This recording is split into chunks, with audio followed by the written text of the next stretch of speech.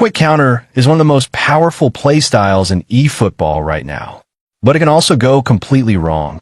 In this video, I'll show you 10 tips to attack and also defend effectively using the quick counter. Let's start with attack. Tip number 1, know when to use the through pass. Now, in quick counter, unlike long ball counter, not all your players are trying to run in behind the defense at the same time. Most of the time, your players will actually be available to receive the ball to feet. So instead of forcing passes forward, you need to be comfortable passing the ball around and moving forward. The mistake a lot of people make is using the through pass too often or using it when it's not the right moment. And most of TE time, you just end up giving the ball away. So the right way to play is simple. Use normal passes to move the ball, keep it moving, and wait. Wait until you actually spot a player making a clear run in behind the defense. That's when the through pass becomes effective. Because like I've said in many of my videos, a through pass when a player is standing in front of you will almost never work. And in quick counter, since not everyone is constantly running in behind, you will always have options to play to feet first. So be patient, pass the ball around, and only use the through pass when the run is actually there. Tip number 2, spot the run. Now, as you move the ball forward and keep passing, you'll notice something. The players closest to the ball carrier will usually try to make runs in behind the defensive line. Sometimes it's one player, sometimes it's two, but it's never everyone at the same time. It's usually the players that are in the best position to receive the ball. So your job is to train yourself to actually see those runs early. Because if you don't spot them, you'll miss the opportunity completely. And this is where most people get it wrong. They either don't see the run, or they play the pass too late. So instead of just playing blindly, you need to start paying attention to movement. Watch your players, identify which run is the best option, and then play the through pass at the right time. Because once you get that timing right, it becomes very easy to break through the defense. Tip number 3, don't joke with 1-2s. Now, in the previous tip, I told you to train yourself to spot the runs. But now, I'm going to give you a cheat code. Like I said before, the player closest to the ball is usually the one most likely to make the run. And this is where 1-2s come in. Because once you pass the ball, that same player will naturally make a forward run to receive it again. So most of the time, after making that pass, you should already be thinking about the 1-2. Now, the key thing here is this. Before you even pass the ball, you should already know it's going to be a 1-2. That decision has to be made early. Because if you hesitate, you'll miss the timing completely. Now, as you can see, this isn't guaranteed to work every single time. But if you get the timing right, it will work for you most of the time. And in quick counter, this is one of the easiest ways to create chances and break through the defense. Tip number 4, apply the high press. Now, the main way to defend in quick counter, or the best way, is pressure defending. That is dash and pressure. But there are a few things you need to understand, and a couple of reasons why this is so important. First, quick counter thrives on winning the ball as high as possible. The higher up the pitch you win the ball, the easier it is for you to quickly counter your opponent and score. Pun intended. As you'll see from most of the examples I'm showing, a lot of the goals come from winning the ball in the opponent's half and attacking immediately. This is one of the easiest ways to score in quick counter. Now, the second reason is your defensive line. Your line is going to be very, very high. And if your line is high and you're not pressing the ball, one single through pass can break your entire defense. Because let's be honest, even though defenders' speed has improved, they still cannot outrun attackers. So if you're not applying pressure, you're leaving yourself exposed. That's why you have to stay on pressure, to disrupt the pass early or stop the play before it even develops. Now, the third reason is how the game naturally works. When you lose the ball in quick counter, you'll notice that the AI-controlled players, the ones you're not controlling, naturally move towards the opponent and stay close, ready to press. So you're already in a good position defensively. That's why it doesn't make sense to drop back and match up. You're already close to the ball carrier. And like I've said in many of my videos, when you're close, it's much easier to step in and win the ball than when you're far away. So instead of backing off, commit to the press and win it back quickly. Tip number 5, cursor change. Don't ignore it. Now, especially if you play with a bad network, where your connection fluctuates, where you have high ping, this becomes very, very important. With this pressure style of defending, you need to go into your settings and switch your cursor change to either semi-auto or automatic.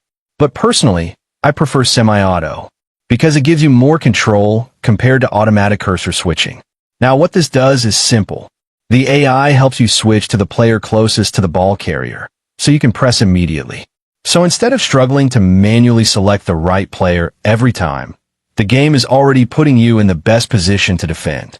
That way, all you need to focus on is pressing. Tip number 6. Learn how to anticipate cursor changes. This is something I learned from a friend, and it completely changed my defending. You know those situations where you're pressing in midfield, and suddenly your center back rushes out of position? That's because you didn't anticipate the cursor change. Anticipating cursor change simply means this. You're already thinking about who your next selected player will be before the game switches you. And how do you do that? By reading your opponent's next pass. If you can predict where your opponent is going to pass the ball, then you already know which of your players the cursor will switch to next. Now here's why this is important. If you don't anticipate it, and you keep holding the press button, the moment the cursor switches to your center back, he will aggressively rush out and leave a huge gap behind. But if you do anticipate it, you can react properly. Tip number 7. React early to long balls. Now, this is very important in quick counter because of your high defensive line. Your opponents will always try to beat you with long balls over the top. So the key thing here is your reaction and your anticipation. You have to start reading it early. The moment you notice your opponent is about to play that long pass, you should already be preparing to deal with it. Don't wait for the ball to be played before you react. That's already too late.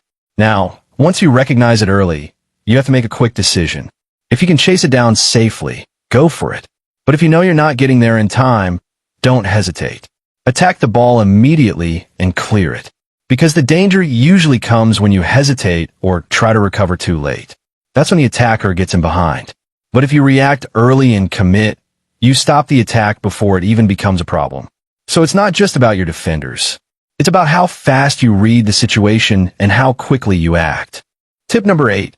Know when to use direction. Now, this is a very important one, and I actually want you to test this yourself so you truly understand it.